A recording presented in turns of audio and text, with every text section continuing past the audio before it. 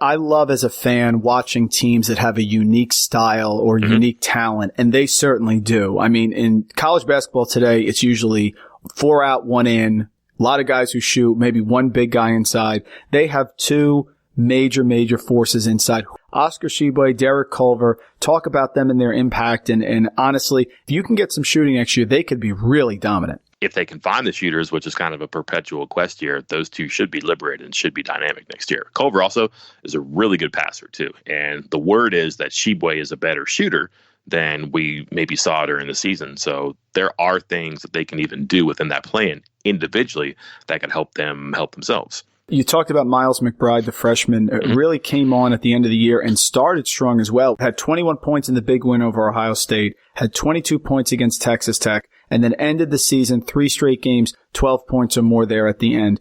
His development, I think, is going to be essential because he could be a guy who could really elevate you next year with 1 year under his belt coming back as a sophomore. Yeah, a guy who played at a great program in Cincinnati and was just kind of a guy who would have been a better recruit, but he missed his junior year. He hurt himself playing football, and he would have been one of those top 100 guys, top 150 guys, but he was off the radar for a year, and he committed to West Virginia when he was hurt, and he was great as a senior. I think he would have had a lot more attention, a lot more possibilities if he had been uncommitted. And maybe he ends up in Ohio State, which he was a big fan of growing up, and I believe his mom was an athlete there too, so they really got one there that they thought maybe they wouldn't get, and he became a good player.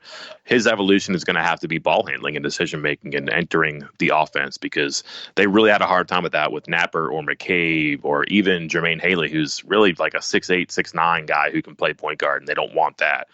And now players coming in here at the 24/7 website. 3 have already signed. Isaiah Cottrell from West Virginia, local guy. Taj Thweet up here in New Jersey that we know a lot about, and Kedrian Johnson. Talk about this group. That's 2 forwards, a small and a power forward, and of course the point guard coming in. With McBride returning, I would think you should get some production out of these guys. Yes, probably expectation is all 3 of those to contribute. The trouble is that you're going to look at a team that is going to have 12, 13 scholarship guys again that they all want to play. How do you fill those minutes up and spread them out, and how do you get those guys, newcomers, acquiescing and contributing right away? Cottrell is interesting. He's kind of like a 6'10", 11 guy who's he played out west. He played in a prep school in West Virginia, so he's talented and he's big, which means you got another guy who's big and talented on the floor. How do you do that? He's a better player than Logan Rout, but he's a different player than Logan Rout.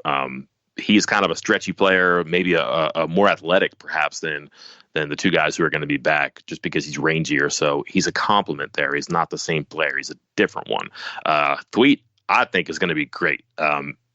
The story goes that when he saw our rankings for the players in New Jersey, he told our guy at our site, Chris Anderson, "You're nuts. I'm the best player I'm the best player in New Jersey." I like that. Yeah. That's a little swagger from the Garden State. And then he went out and did it. And what I like about him is he's positionless.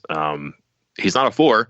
He might not be a 3. He's not a 2. Is he a guard? Is he a forward? What is he? He's a slash. He's going to fill in different things. And it seems like he's got a real edge to him, not only with his confidence and his trash talk to our reporters, but also like he goes out and plays hard. He just doesn't have a great jumper. He's not a 3-point shooter.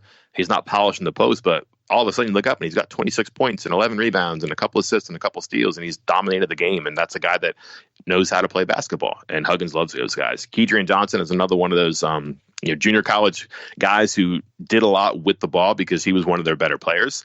Again, is he a 1? Is he a 2? No, he's a 1 and a 2. How is that going to work? I'm not sure he solves a problem at point guard, but he gives them a chance to have another shot maker, an offensive player in the backcourt. They have a chance to be really good next year.